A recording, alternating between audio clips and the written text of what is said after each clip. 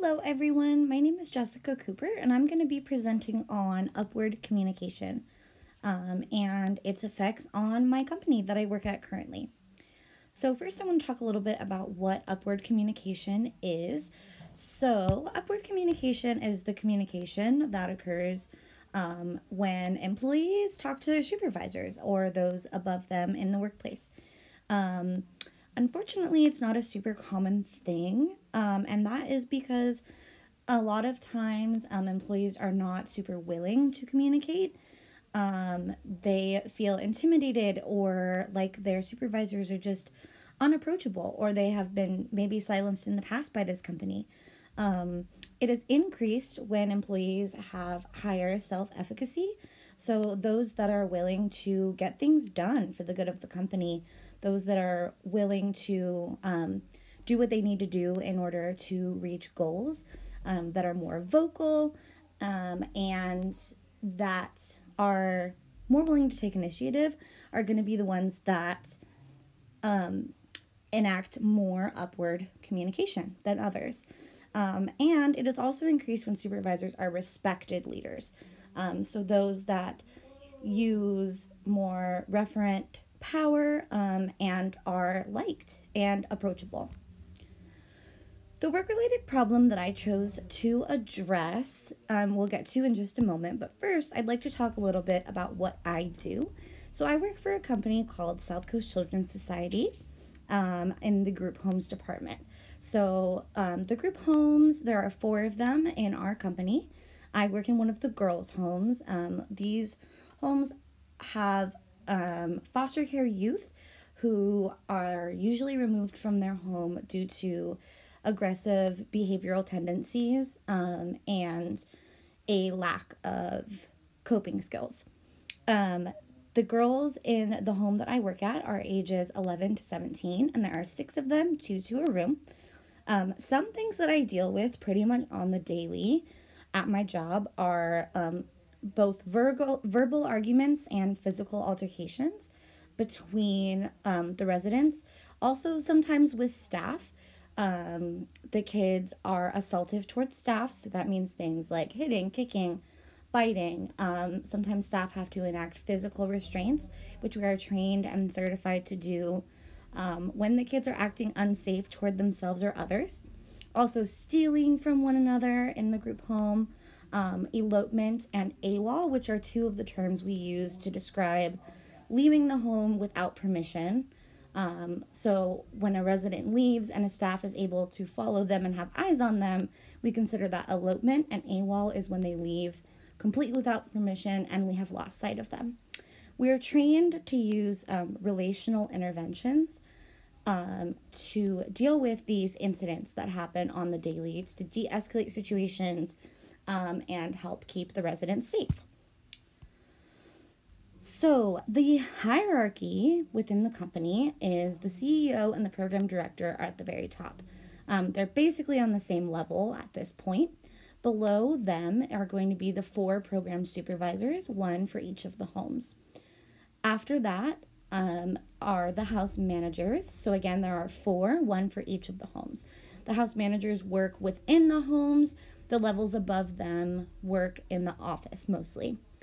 After the house managers comes the facility managers. There are 3 of those per house, making a total of 12.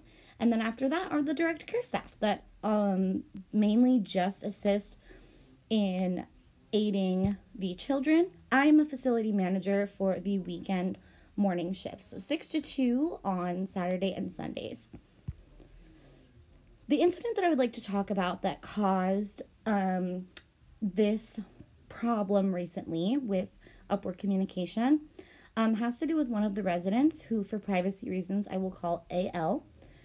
She has been extremely aggressive recently and ended up having to be hospitalized in the psychiatric unit for about 2 weeks because one weekend morning, a particularly intense escalation happened with her.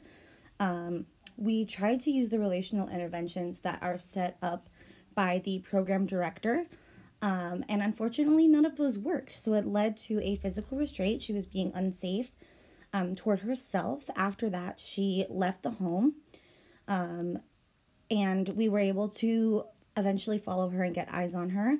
During that time, she was telling us that she had suicidal ideation, and that's how she ended up in the psychiatric hospital. The program director, when he read this special incident report, had issues with the way that my staff and I handled this incident. What I have a problem with is that the program director does not deal with the daily behavior of the kids. He really doesn't know how they act unless something is severe enough to warrant an incident report, which this incident was. Then he sees that, but he doesn't see her being argumentative and making rude comments and arguing and threatening. He doesn't see all of that. He does not come into the group home. He doesn't make himself approachable. He's almost always hostile, at least anytime I've tried to contact him, even when he is supposedly the on-call duty officer, meaning that we are supposed to call him when there are severe, intense escalations or emergencies. When we brought up the issue that his interventions didn't work to de-escalate the situation, and they actually made AL more escalated, he basically said that it was weekend staff's fault, and he shut down any suggestions from us when we are the ones who work with her on the daily, and we know her very well. So when we tried to use upward communication, he shut us down, and many staff have left the company because of the way that he handles upward communication and grievances. So how to increase upward communication? According to the textbook and lecture, there are several different methods. Some of them include allowing the employees to make suggestions on improvement within the company, paying attention to grievances, and having an effective system to record and respond to them to make sure that they get dealt with appropriately. Giving employees a system with which they can appraise their supervisors. So for us, that would mean being able to appraise the house managers, the program supervisors, and then ultimately the program director. Other methods include using clear and consistent open door policies. So making sure that employees know when they can go talk to their supervisors. Utilizing employee satisfaction surveys, and using decision-making that is participative. So allowing employee voices to be heard and understood by allowing them to help in decision-making processes. The journal article that I found is entitled Subordinate Superior Upward Communication, Power, Politics, and Political Skill. So this was a very lengthy study that was done in various different parts, but basically the findings come down to that communication between supervisors and subordinates is often affected by many different things. Some of those are individual things, like a willingness to communicate on the part of the employee. But more often than not, upward communication is affected by organizational variables, like the perceived power of the supervisor, so what kind of power do they have, and the interpretation of workplace politics. So, if, for example, if employees feel that their supervisor is using coercive power, then that could lead to a fear of being punished, and therefore less upward communication would be taking place within the company. How conducive the workplace environment is to communication is also a very important thing according to this study. So having open door policies, respect for the employee suggestions, and encouragement that they make suggestions is going to improve upward communication. Whereas if those things are not a part of the workplace environment, then even employees who voice their opinions a lot outside of the workplace, they might not do that inside the workplace and not engage in upward communication because they feel they're not being heard. They also mention in this article that upward communication has a big impact on an organization's ability to grow and survive. So it can really affect an organization. So the solution that I came up with would be to find a way to improve the program director's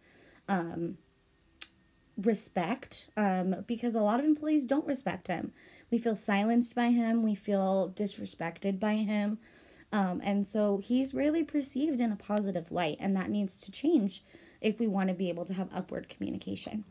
I think a really easy way to solve this problem would be for the program director to have consistent open door policies that are very clear, so that way we know when we can approach him, when we can talk to him about certain things. This is a job that comes with a lot of baggage, and a lot of issues and problems and grievances. And we need a better system for being able to submit and have him respond to our grievances in an appropriate manner. And the biggest thing, I think, is that it would be beneficial for him to show his face around the group homes, to visit the kids, to see their daily behaviors, and to understand exactly what staff go through on the daily. So that way staff feel more comfortable talking to him, because we might feel more like he understands. Thank you for listening. If you have any questions, please just go ahead and leave them in the discussion replies, and I will answer them.